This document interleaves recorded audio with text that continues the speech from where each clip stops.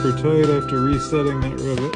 So I just have to heat up the working end. I'm just going to work them back and forth a little bit. There we go, there's our tongs. Now we just have to wait for them to cool off a bit, and they're ready to go be repurposed for their new job.